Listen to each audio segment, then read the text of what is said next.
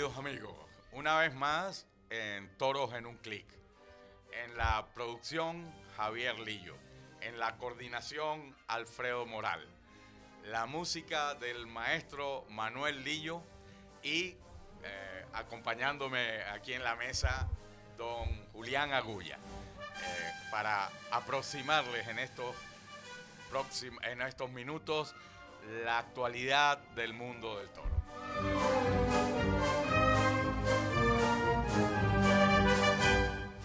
Parece mentira, esta intensa temporada que está llegando a su fin, no termina de marcharse, hay festejos importantes que se vienen celebrando, incluso algunos se transmiten por televisión y para los aficionados a los toros este es un auténtico gusto.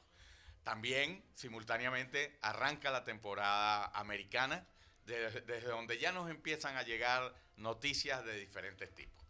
Pero vamos a hacer mención, en primer lugar, de lo que ha sido la corrida número 100 de José Antonio Morante de la Puebla en la ciudad de Ubrique.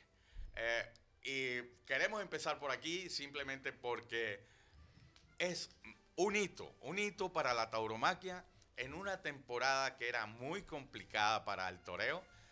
Veníamos de 2 años de pandemia, de problemas, y el haber asumido Morante de la Puebla la responsabilidad de torear 100 corridas de toros en un año, yo creo que va a ser recordado durante muchísimo tiempo porque marca un hito histórico en la tauromaquia.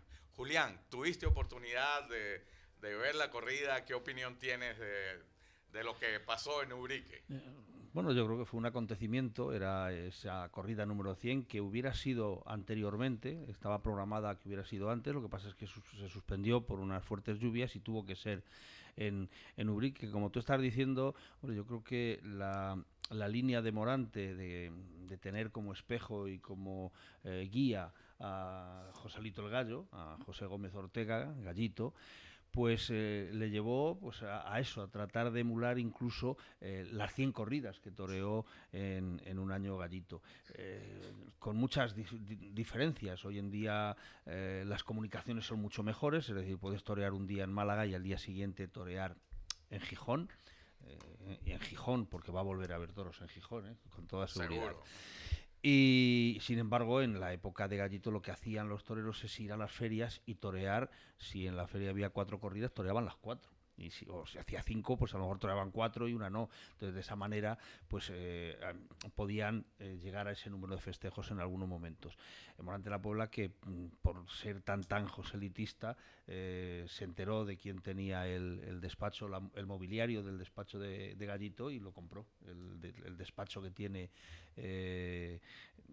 el torero de la Puebla es el que tuvo en su momento José Gómez Ortega Gallito.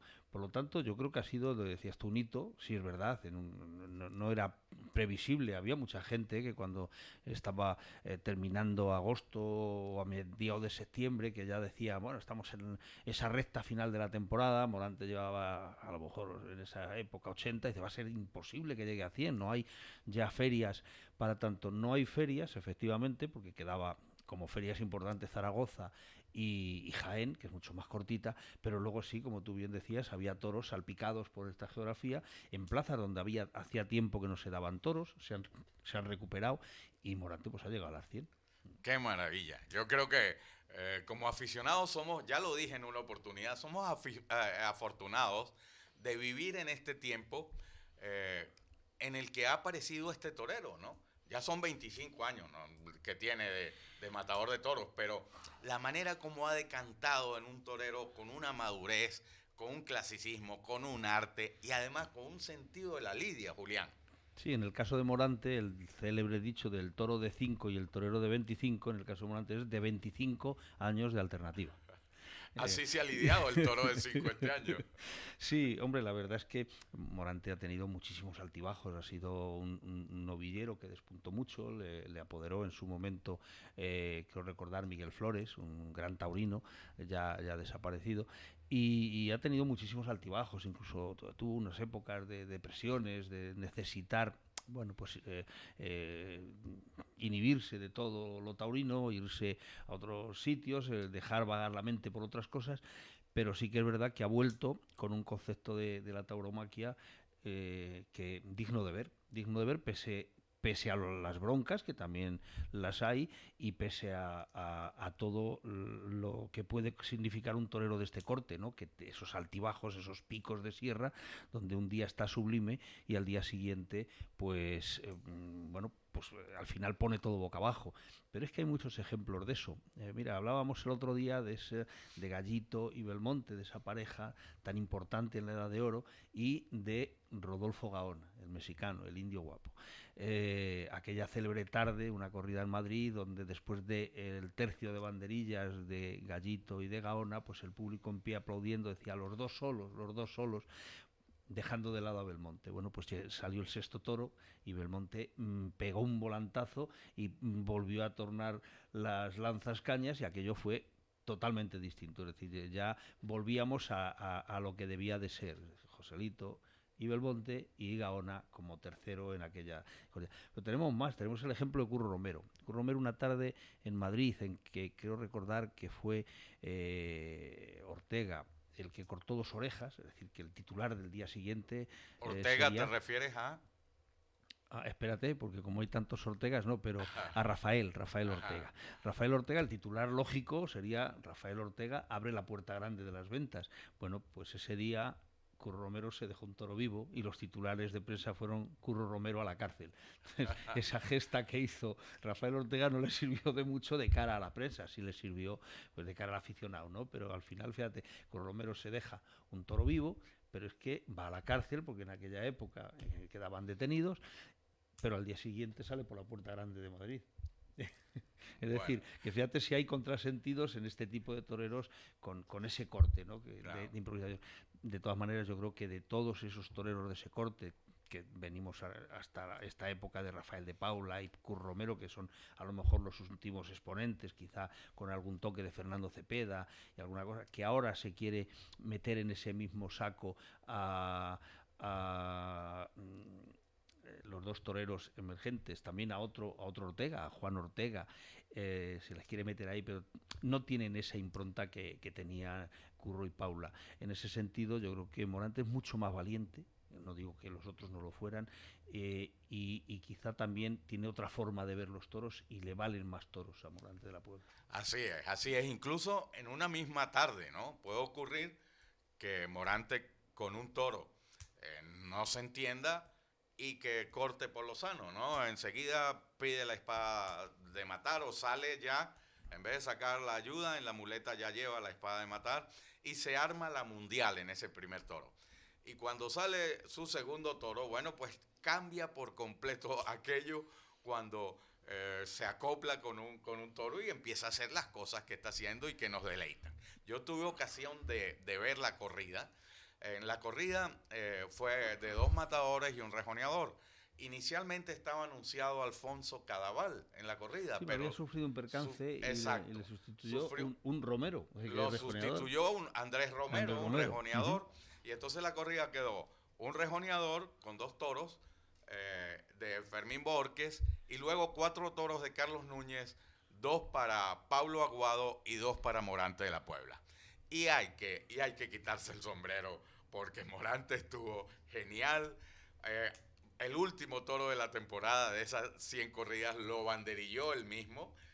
Con una manera, dice que pasa mucho miedo para poner banderillas, pero realmente ese miedo es difícil de entender porque lo hace con una facilidad sublime.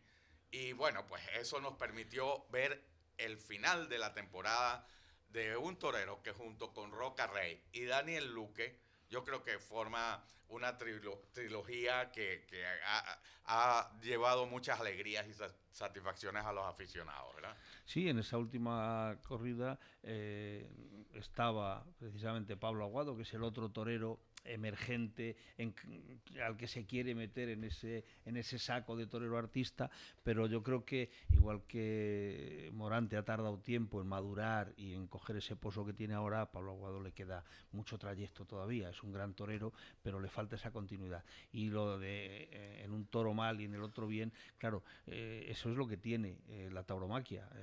Se dan muchos más casos, pero más en un torero del corte de Morante, que cuando abre el capote ya hay una expectación tremenda. Ya cuando echa los vuelos del capote por delante, ya la gente empieza a levantarse de los asientos, porque el concepto y la forma de torear de Morante, la forma de traerse a los toros, de torear de capote, ya hace que el público vibre.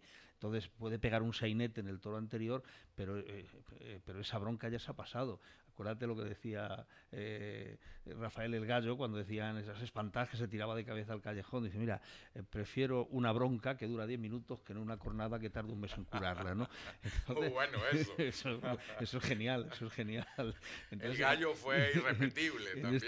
En este caso yo creo que Morante, y luego la improvisación que tiene con la muleta, le pasa un poco como también le pasaba a Curro Romero, es decir, en Curro hay una improvisación, sobre todo en los remates de series, es decir, cuando todo el mundo está esperando después de 4 redondos o 5 naturales o 3 naturales, el forzado de pecho, pues Curro, y también lo hace el torero de la Puebla, pues termina a lo mejor con un molinete, con un ayudado por bajo, con una trincherilla, es decir, algo que sorprende. Cuando el público está esperando el de pecho y llega Morante y pega una trincherilla o pega un molinete muy habel montado, porque el molinete no es que pase el toro y tú ponerte la muleta y bueno, ahí va, no, es enroscarse al toro también, es como una chicuelina, sobre todo cuando se da con la izquierda, sin la ayuda, porque con la ayuda es más difícil que la muleta se te enrosque, ¿no? Con la ayuda, pero sin la ayuda la muleta, Morante se enrosca la muleta a la cintura y hace que el toro siga la muleta y se enrosque también.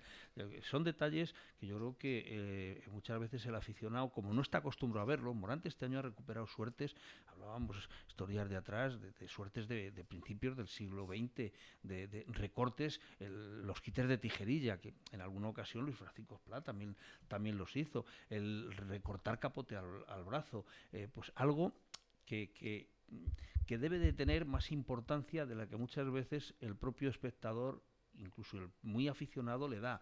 Parece que estamos todos esperando que pasen los 2 primeros tercios muy deprisa, se pique bien en su sitio, sí que gusta la suerte de varas, pero es un mero trámite. Si se hace bien, oye, perfecto, pero si no, un trámite. Las banderillas, cuanto antes mejor. La muleta. Todo el mundo estamos esperando la muleta. Yo creo que la lidia de un toro es desde que sale el toro. Hay que ver al toro, hay que seguir al toro. A mí me enseñaron a ver los toros siguiendo al toro. Donde esté el toro es donde está el interés.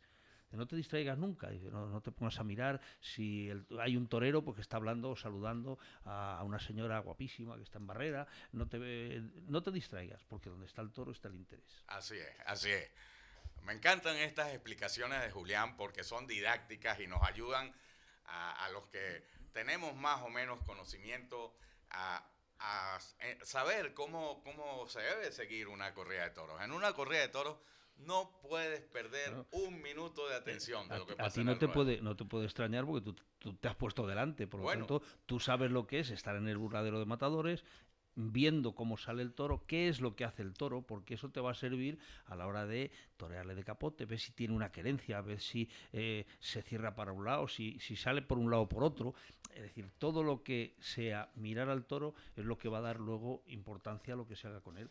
así es, así es. Bueno, y hablando de lo que acabas de mencionar, de ponernos delante, bueno, este pasado fin de semana, el sábado 29 de octubre, tuvimos la ocasión de celebrar en la placita de toros centenaria de la Peralera, de la finca La Peralera en Colmenar Viejo, un, eh, un festival taurino, una fiesta campera, que fue el marco para la segunda clase magistral de tauromaquia de oro.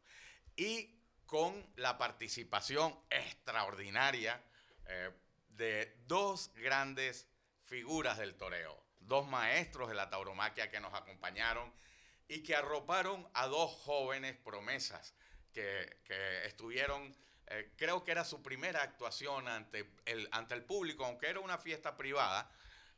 Bueno, pero asistió numeroso público y los dos toreros que estuvieron allí son Carlos Escolar Frascuelo, que ya había estado en la primera clase de tauromaquia, y el otro, el maestro José Ortega Cano.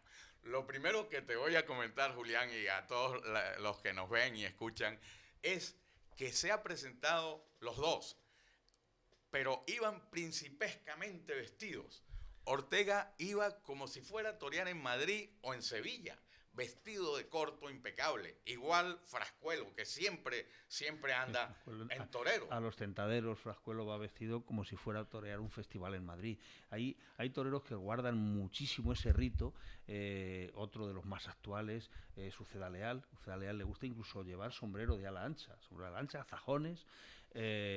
Sánchez Puerto es una maravilla verle tentar también, llega a las plazas con sus zajones, con su sombrero de ala ancha y con un respeto a lo que se está haciendo, porque al fin y al cabo en los tentaderos de vacas lo que se está probando es la continuidad de una ganadería. Es decir, la simiente tiene tantísima importancia esos tentaderos de hembras que así se la dan los matadores. Hombre, siempre se ha dicho, de hecho, no me acuerdo el ganadero, y si me acordara a lo mejor tampoco lo diría, pero llegó un matador de toros, pero figura del toreo, con sus pantaloncillos, unas zapatillas de deporte, y ¿cómo está el ganadero? No pensarás tentar así. Sí, vengo muy cómodo, sí, en esta casa no se tienta así. Bien hecho, bien hecho. Bueno, allí todo empezó por esa formalidad que es un rasgo de torería impresionante. Las vacas fueron muy bravas, de la ganadería de colmenareña también de don José Vázquez. O sea que ya con esas vacas bravas, los dos maestros pudieron arropar a dos jóvenes promesas. Uno, Rafael Camino, que es la última expresión de la dinastía de los Caminos. Es hijo de Rafi Camino, matador de toros, y nieto del famosísimo Francisco Paco Camino. Y el otro chico, Curro de María, un chico madrileño los dos con unas maneras y con unas formas, están en este momento en los inicios de esta dificilísima profesión, pero a ellos hay que verlos sobre todo por lo que prometen, por lo que se les nota que se puede pulir y que pueden mejorar en el aprendizaje normal que tiene este oficio, ¿no? Que no es oficio, arte, ¿no?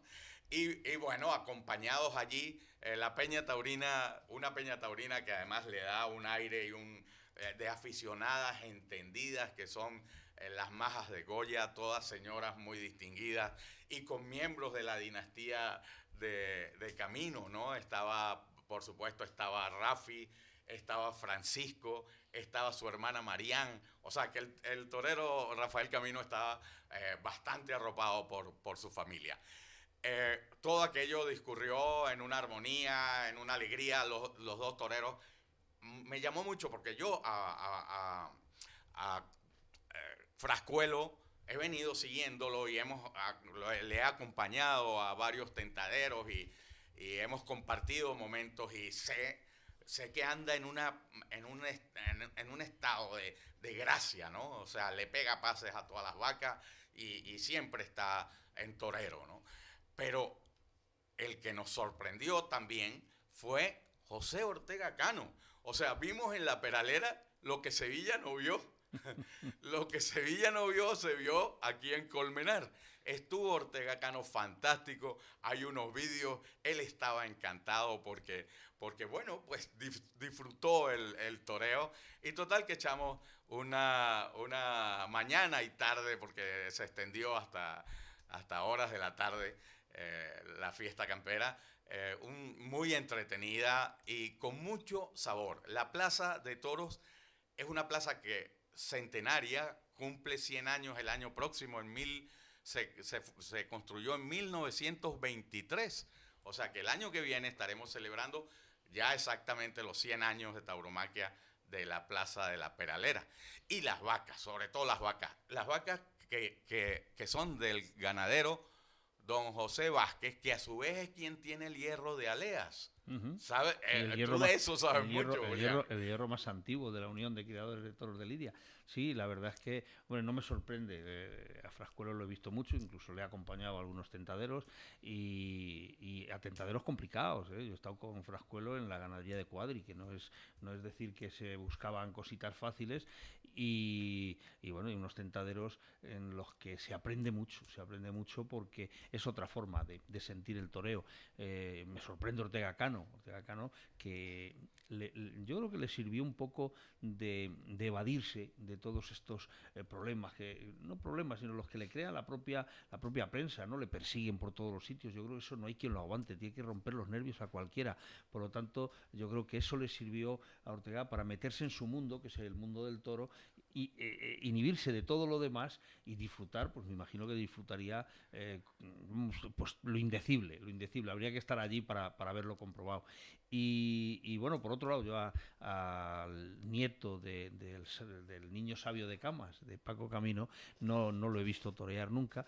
Tampoco he visto a Curro de María, pero sí que la primera foto que se le hizo a Curro de María toreando, sí que es verdad que en brazos del Fundi, el niño tendría un añito, poco más, el Fundi en la casa de Pepe Escolar, pues le cogió en brazos para torear en una tienda una becerrita. Esa fotografía se la hice yo. Ah, bueno, qué buen detalle, qué buen recuerdo y bueno, decirles a todos los aficionados que hay numerosos testimonios, fotografías y vídeos en las redes sociales donde podrán constatar lo que les estamos diciendo, que los maestros estuvieron soberbios y que las jóvenes promesas, eso, prometen y mucho. Bueno, pues Javier, damos conclusión a este primer tercio de la lidia y vamos enseguida a pasar a otros asuntos.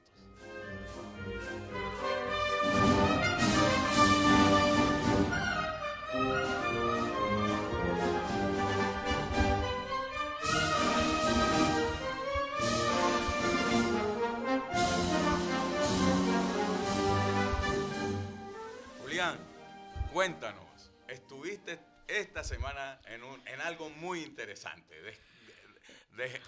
Desgránanos qué fue lo que pasó en Segovia. Bueno, estamos en la primera jornada. La verdad es que se llevaban 2 años sin poder hacer, bueno, no solamente allí en Segovia, sino yo creo prácticamente en toda España, jornadas taurinas que nos tienen acostumbrados las peñas. Las peñas, yo creo que hacen una labor muy importante, sobre todo en los inviernos que todas las noticias taurinas nos llegan desde el otro lado del charco.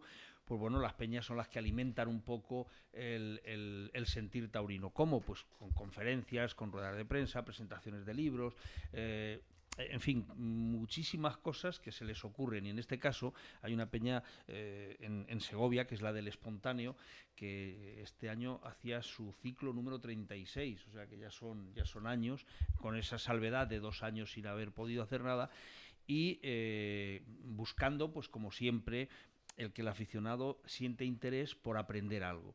En esta primera jornada estuvo Rafael González Amigo, fue matador de toros, hoy es uno de los banderilleros de los toreros de plata más cotizados. Va a estar allí también en la segunda jornada, estará Paco Cañamero, un periodista de Salamanca que acaba de publicar un libro sobre el niño de la capea y Julio Robles, esa pareja de toreros salmantinos que me imagino que será una delicia también escucharle, porque aparte de haberlos conocido a los dos, porque él es también de allí de Salamanca, pues tiene muchísimas cosas que contar, que las contará en el libro, pero habrá muchas cosas que no se han contado en el libro, porque si no, si se contara toda la historia que él puede conocer, pues a lo mejor tendría que hacer 2 volúmenes, uno para el Capea y otro para Robles, ¿no? Entonces, sí, es decir que el sentimiento salmantino era más roblista que capeísta.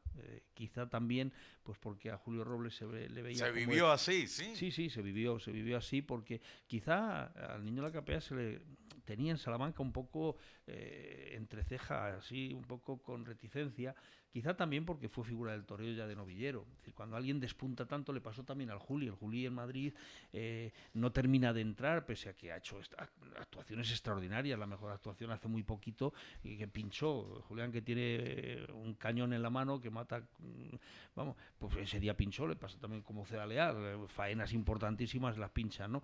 Pero sí que a Capea, quizá por eso, porque ya de muy jovencito, recién tomada alternativa, ya tenía fincas, pues eso parece que hay gente, yo no sé si será envidia no sana en este caso, pero sí que se decantaban más por Julio Robles. Era un poco como el niño rico torero y el torero de los pobres, ¿no?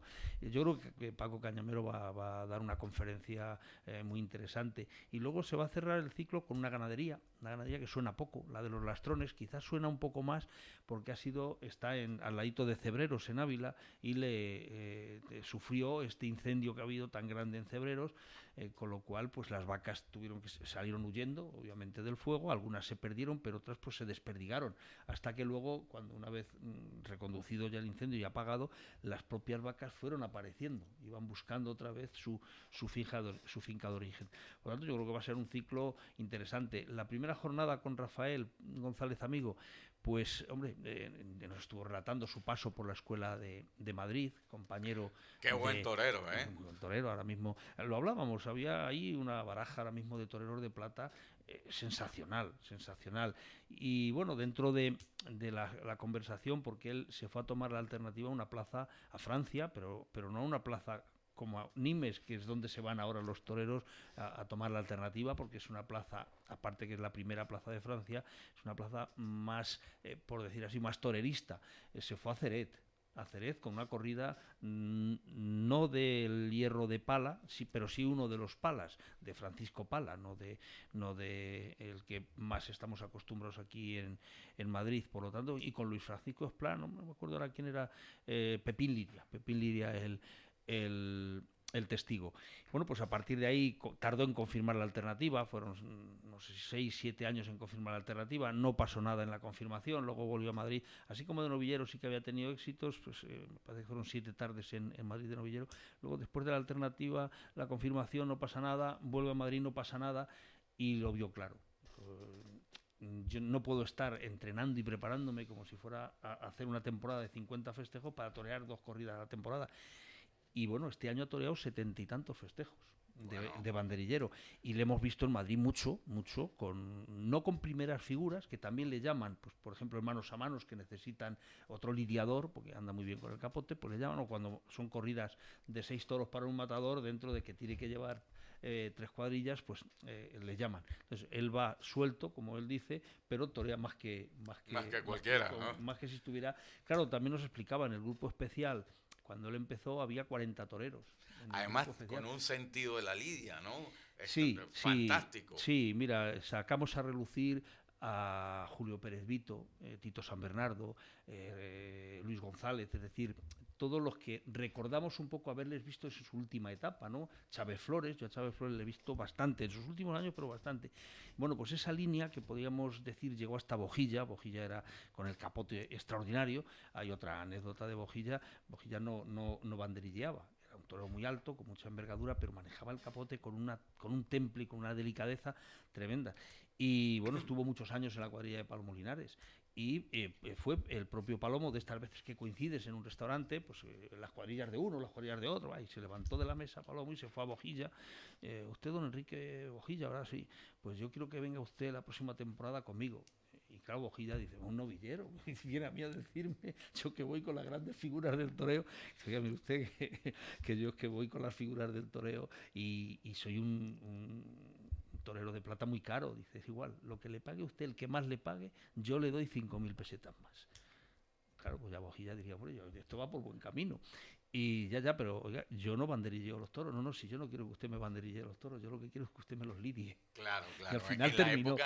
Julián, en la época recordarás que eran los toreros de plata los que recibían los toros y les pegaban los primeros capotazos para que el torero viera más o menos las características del toro, ¿no? Eso nos lo estuvo explicando Rafael, que es algo Ajá. que a lo mejor nos pasa desapercibido, pero por eso te digo que cuando tú estás en el burladero de matadores y ves salir al toro, tu idea es seguir a ver las evoluciones. Bueno, pues en Claro. este caso, en esa época de Palomo, de los años 70, 80, el toro galopaba. Entonces salía galopando, había que pararle, para eso estaba ese peón de brega, para sujetarle y enseñársele al matador, decir, mira, por aquí dobla mejor que por allí. Pero hoy, nos decía Rafael, dice, fijaros que el toro que sale, en Madrid concretamente, no galopa, Ya. sale despacito y sale trotando. Pocas veces remata los burladeros, casi nunca remata los burladeros, llega y se frena antes de llegar al burladero. Él cree que es todo por el mayor manejo que hay ahora. Se mueven mucho los toros, hay que meterlos en la manga para sanearlos 2 veces en un año. Si se les pone en funda, luego hay que quitárselas. Es decir, todo ese manejo, hacerle pasar por las mangas, puertas, corrales, hace que el toro, pues en vez de salir a la plaza al galope fuerte, pues, pensando que está en terreno abierto, Claro, claro, pues sale despacito, sale claro. más trotón, ¿no? Pero desde el punto de vista de la estructura lógica de la lidia, aquello tenía mucho más sentido porque los toreros de plata recibían a los toros a veces a una mano. Al mismo López Chávez llegamos a verlo soltarle el capote a una mano a un toro, ¿no? Y Sí, que el torero pudiera ver al toro.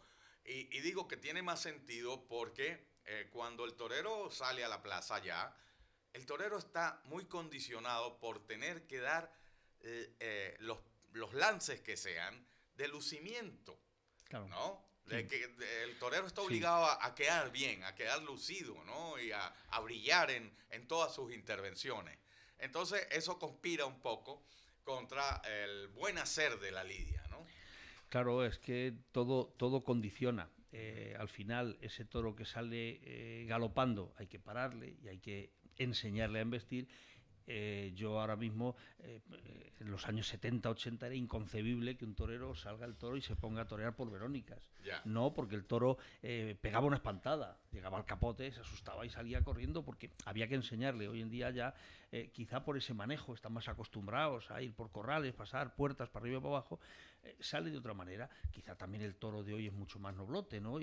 Pero sí, lo estás diciendo tú, no era inconcebible en los años 70, 80 que un torero recién salido del toro se fuera a las rayas del tercio a recibirle a la Verónica. Sí. No se No, veía, para eso no. estaban estos banderilleros. Y te iba a terminar, después de Bojilla, quizá el referente Ajá. de peón de toreros de plata sería Rafael Corbelle. Y fíjate qué casualidad.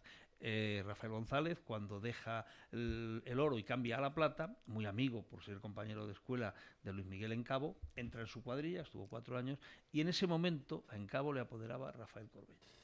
Entonces, Rafael González, amigo, dice, yo todo lo que sé es de lo que he ido aprendiendo de las explicaciones que a mí me daba Rafael Corbella. Claro, claro. Y para completar ya este análisis, yo creo que también ocurre con la muleta, Julián. Antes los toreros era normal que un torero, para ver las condiciones del toro, el torero se doblara con él. Si había que quitarle algo de poder, le pegaba 3, 4, 5, 6 doblones y se salía hacia el tercio o hacia los medios con el toro.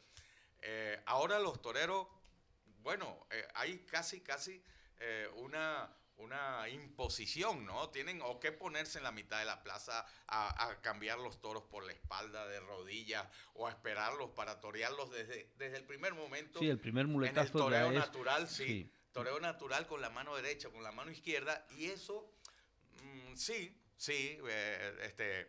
da mucho crédito a quien lo realiza, pero no es lo más lógico. Los toreros tienen que ir de menos a más, ir haciendo las faenas, estructurando la esa faena. sería la faena, ir Claro, de claro. menos a más, ir viendo las condiciones del toro y ir aprovechando esas condiciones. Como tú dices, claro, si empiezas, depende cómo llegue el toro, claro, a ese último tercio. Si te doblas con él, le vas a quitar a lo mejor una serie de naturales, porque el doblar al toro parece que no, pero le hace, la espina dorsal le hace girar y eso le quebranta mucho. Entonces, bueno, pues 4 doblones a un toro a lo mejor le quitas 2 series de muletazos, ¿no? ¿no? Pero es una forma de empezar. Sí, hoy quizá desde que Rincón se puso en los medios y llamó al toro desde la otra punta y vino.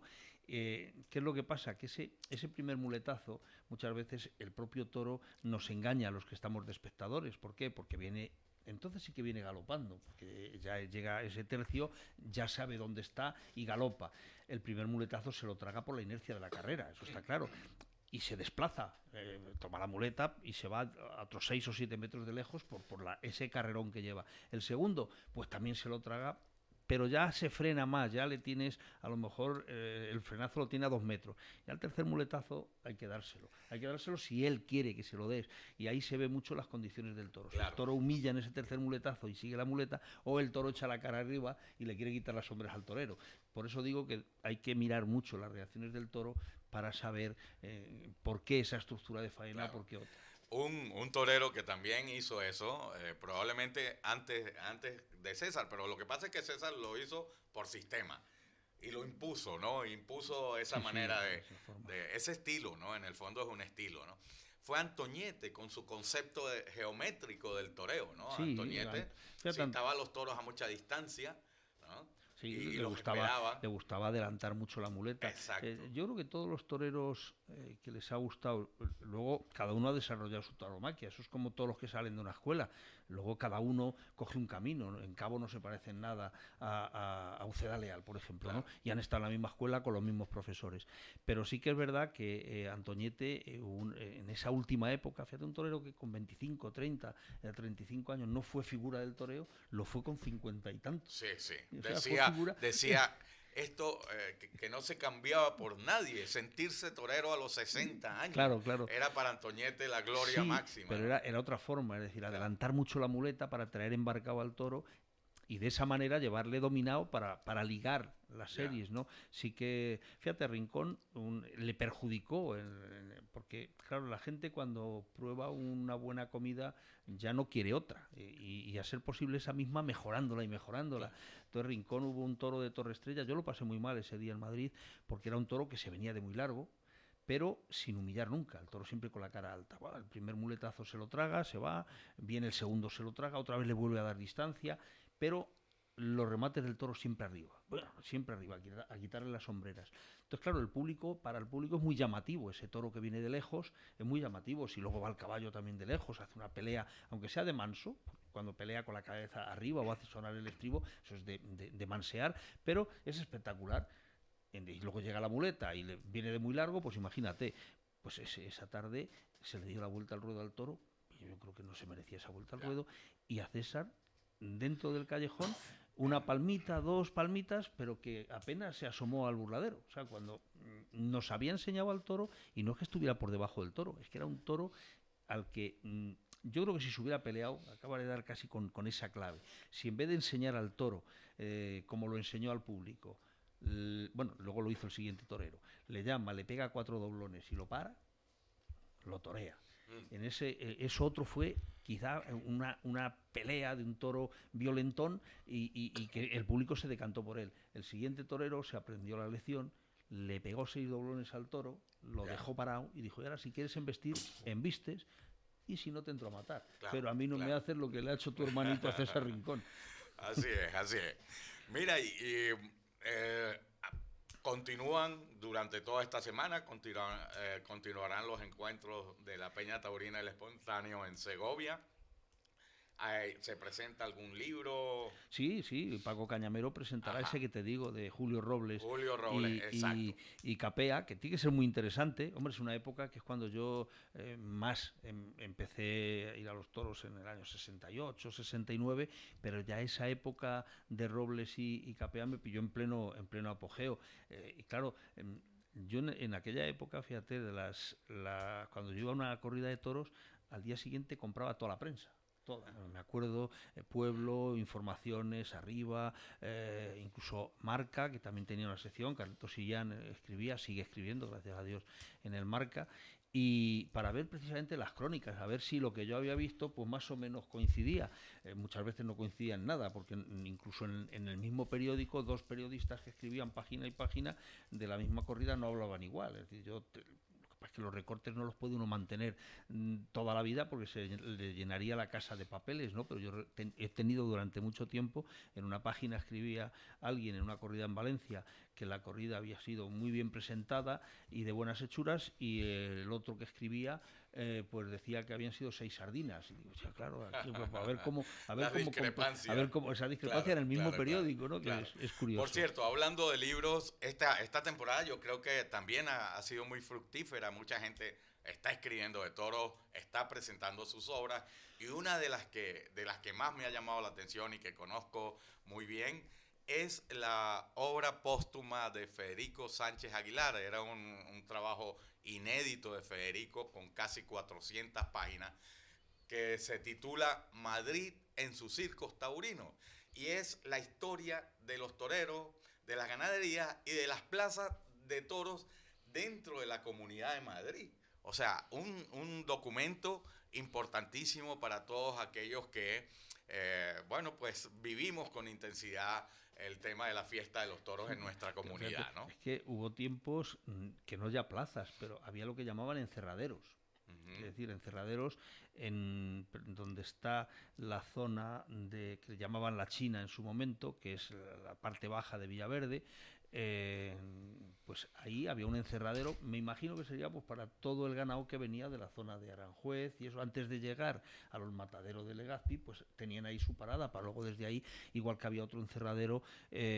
Ahorita mismo, ¿en qué parte ubicamos eso? Pues eso está donde está el tanatorio de la M40, es decir, la parte donde hace el nudo la M40 y la avenida de Córdoba con la avenida de Córdoba, en ese pico de ahí, es donde está.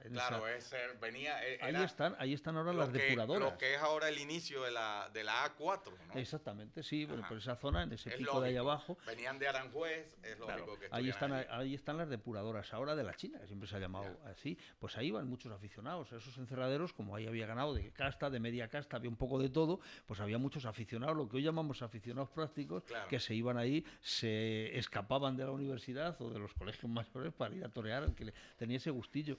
Y sí que es verdad que conocer esa historia es bonita, es bonita. De hecho, en el encerradero que había, era un restaurante, lo que pasa es que tenía unas corraletas donde se soltaban toros, becerros y tal. Bueno, pues en Puerta Hierro, lo que pasa es que la Puerta de Hierro no está donde estaba ubicada en su día, al hacer las carreteras la han modificado. Ahí había un restaurante que era tranquilino, bueno, pues tenía unos corralotes grandes, y ahí es donde Ojitos trajo a Gaona, citó a la prensa que había en aquellos momentos en Madrid, citó para que le vieran, porque claro, dice, como los empresarios no me le van a contratar, no le conocen, no es nadie, por lo menos que le vean, ¿no? Y no solamente a la prensa, sino que buscó aficionados que tuvieran cierto peso, conocidos, es decir, bueno, pues vamos a hacer lo que hiciste tú en la Peralera, que vamos a rodearnos de gente que sepa y luego a ver qué opinión nos da, ¿no? Y ahí es donde hizo la presentación Rodolfo Gaona, con el visto bueno de la prensa y de estos aficionados que te digo. Historia pura y viva del toreo iberoamericano, ¿no? Ya vamos a hablar de eso. Javier, damos fin al segundo tercio de la lidia. Oye, ya han quedado los 6 palos en lo alto, ¿eh? En lo alto. Como se decía, los 6 palos en un duro.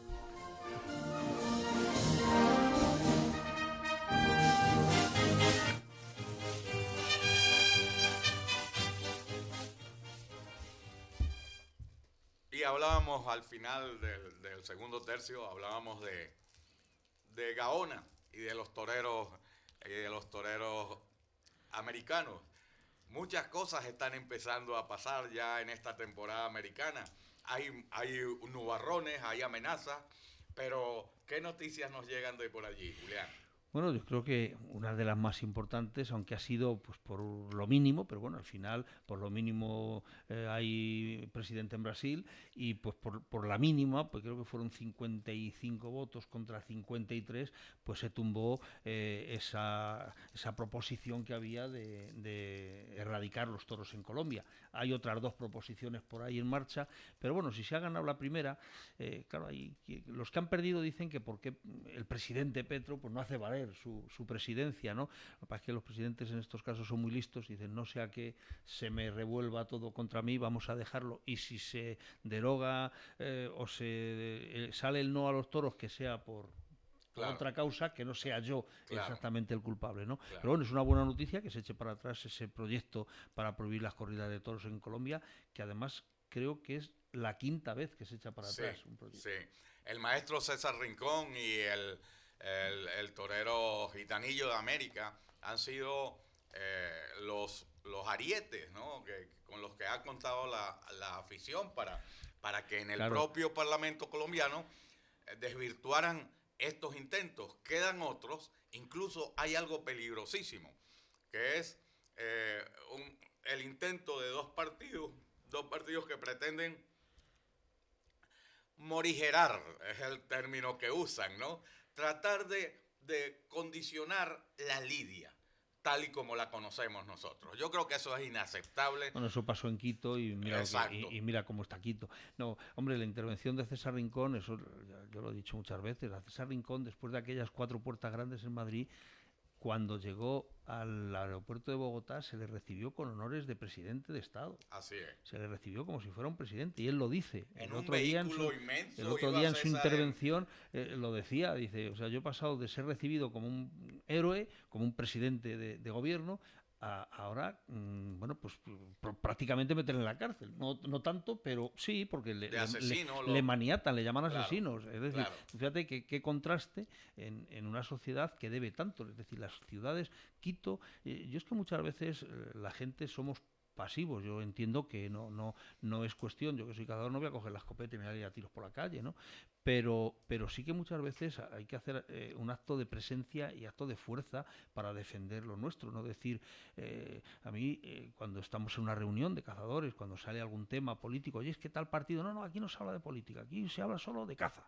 O sea, en las peñas taurinas, cuando sale el tema, oye, que es que, no, aquí se habla solo de toros, aquí si se habla de política yo me voy, ¿verdad? Pero es que al final la política nos va a quitar la caza y nos va a quitar los toros. ¿Y después de qué vamos a hablar? Claro, luego no nos va a quedar más remedio que hablar de política. Claro, más que política, más que la política en sí misma, son unas corrientes ideológicas totalitarias que están tratando de imponer su manera de pensar y que el resto de los ciudadanos tengamos que obedecer a los que ellos mandan. Yo les recordaría que la fiesta de los toros es patrimonio, la tauromaquia es patrimonio cultural de nuestros pueblos americanos antes incluso de que nacieran las naciones independientes en América. Sí. O sea, ya estaba la fiesta de los toros tan arraigada en nuestros pueblos que se vivió el siglo XIX, se vivió todo el proceso de independencia, pero a nadie se le ocurrió acabar con los toros, acabar con el idioma y renegar del idioma y de la religión.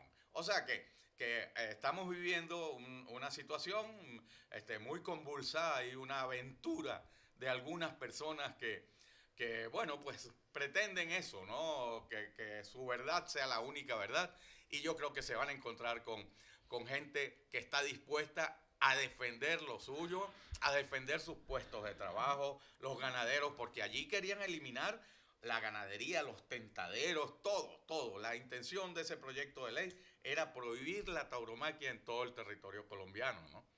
Claro. Sí, hombre, al final, fíjate, hay cosas que aprendes de pequeño y no se te olvidan en toda la vida, otras sí, se te puede olvidar hasta multiplicar, necesitas la calculadora.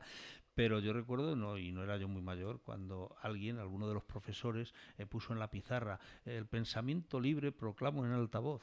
Y muera el que no piense igual que pienso yo. Bueno, pues eso no se me olvida.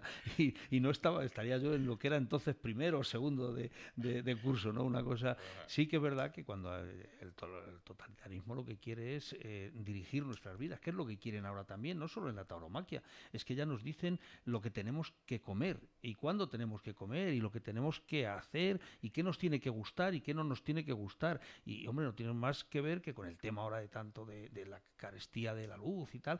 No, mire usted, levántese a planchar a las 4 de la mañana, que es más barato, y la lavadora la pone usted a las 7, pero vamos, estamos locos. Y atropellan el lenguaje, atropellan el idioma con aquello de él, ella y ella. ¿Qué es eso? Pero ¿qué es eso? Bueno, pero eso que podía ser anecdótico si lo hiciera cualquier chiquito Claro, en primaria y claro. le pondría el maestro a escribir en la pizarra, escríbeme 100 veces él y ella, él Pero y son ella, los él y primeros, ella. Julián, son los primeros que apoyan leyes abortistas sin límite alguno, los Claro, abanderados en ese tipo de sí, conductas sí. y proposiciones, ¿no? O sea que hay una gran hipocresía dentro de todo esto, Hombre, ¿no? dentro de esas leyes animalistas tampoco me he leído la propuesta entera, pero te van llegando comentarios. Parece ser que pues el que tiene un perro, pues llega la hora y por muy malito que esté el perro, pues hay que dejarle y que muera por su edad, cuando se puede ayudar. En algunos momentos, hombre, pues hay perros que lo están pasando muy mal. Pues parece ser que no se va a permitir, es decir, se va a permitir la eutanasia en humanos y no en un perro o en un gato, Tú ¿no? tienes mascotas, Yo ¿verdad? tengo, yo Tú sí, tienes pero yo mascotas. no tengo mascota. Yo Bueno, tengo un perro quieren, de caza ¿qué casa? Y y no quieren es que un perro los castres, y no es un perro de ¿eh? trabajo, que dicen perros de trabajo, que no, que mi perro cuando sale al campo, pero estos indocumentados, si es que no tienen ni idea. Mira, yo cuando saco a pasear a mi perro no se mueve de mi lado. Hombre, anda un poquito, yo me gusta llevarle suelto, vamos por sitios que se pueden soltar y él se mueve en un radio de 5 o 6 metros. El día que vamos de caza, yo abro la puerta, le saco de la jaulilla donde va, porque también hay que llevarle enjaulado al pobre perro, no puede ir como ha ido toda la vida en el suelo de los asientos de adelante. Bueno, lo entiendo. El comportamiento es totalmente distinto. Él sabe dónde está y ya se empieza a mover y empieza a Claro, olisquear debajo de las matas y empieza... Es decir, para el perro es divertido. claro. El perro se divierte cuando está cazando. ¿Que se cansa? Hombre, claro, y yo cuando subo una cuesta con la cabeza y llego arriba con la lengua, que no puedo más, yo digo, es que no soy capaz ni de tenerme en pie. Claro, Pero el perro se cansa, pero claro. está divirtiéndose. El perro no trabaja. Para él es una cosa que le gusta. El perro, estos perros que controlan los rebaños de ovejas, es que se divierten cuando el pastor les dice, es que los ves cómo lo hacen. ¿Cómo Le disfrutan puedes, ellos claro, eso? están Claro, disfrutando, ¿no? ¿Les puedes claro. considerar de trabajo? Hombre, como todo, claro. Hoy estoy aquí, estoy hablando contigo. Bueno, pues ¿Esto es un trabajo? eh, Yo me estoy divirtiendo. claro que sí, claro que sí. Y aquí entre nosotros también hay un proyecto de ley animalista, se llama Proyecto de Ley de Bienestar Animal Sí. y va a causar terrible dolor a perros, a gatos, a los dueños de los perros y los gatos. O sea, escenarios bastante complicados. Yo creo que ya estamos finalizando. Tenemos que viajar a México. La temporada en México está tomando fuerza. Hombre, Julián, sobre todo, hombre, ya sabes que la temporada chica de novilladas está en marcha, luego la temporada grande es ya la importante, que culmina creo que el 4 o el 5 de febrero, que es con la corrida importante, pero ahora mismo una de las plazas más importantes de México, que es la de Guadalajara, está en plena temporada. Las ferias en estos sitios son de domingo a domingo o sábado y domingo y a la semana siguiente, no es como aquí San Isidro, claro, 30 días seguidos. Entonces allí son los domingos y Guadalajara ya lleva dos jornadas fines muy de buenas. semana. De hecho, 2 fines de semana, de hecho Roca Rey, pues ya con una corrida de Jaral de Peñas ya cortó 3 orejas. Es decir, que Ya. Roca Rey Con es, Joselito Adame, es, creo. es rey aquí. Ajá, No, esa la toreó con el Payo, Octavio ajá, García el Payo, que salió, bueno, ovación y silencio, y con Héctor Gutiérrez, que indultó sí. un toro de Jaral de Peñas. También es importante, yo levantaría más la mano. Yo aquí en España no indultaría ningún toro, prácticamente ninguno. Quitando, por ejemplo, Partido de Resina, que es una ganadería muy cortita, Cuadri, que es una ganadería muy cerradita. Bueno, se les puede indultar un toro porque lo necesitan, pero ¿qué importancia tiene para García Grande que le indultes un toro si tiene 80 sementales? Y Ya. además tiene al hermano de camada y el siguiente, y tiene primos de ese mismo toro, con lo cual, hombre, está muy bien, pero sin embargo en América hace mucha falta. Es decir, un buen toro hay que Joselito indultarlo. Adame está dando la cara, bueno, muchos otros toreros mexicanos, pero también Joselito Adame, que hizo una temporada extraordinaria este año en España. Y comentar que ya se produjo el debut de Isaac Fonseca en los ruedos mexicanos. Por En fin. Morelia salió en hombros, cortó 3 orejas y un rabo, indultó un toro,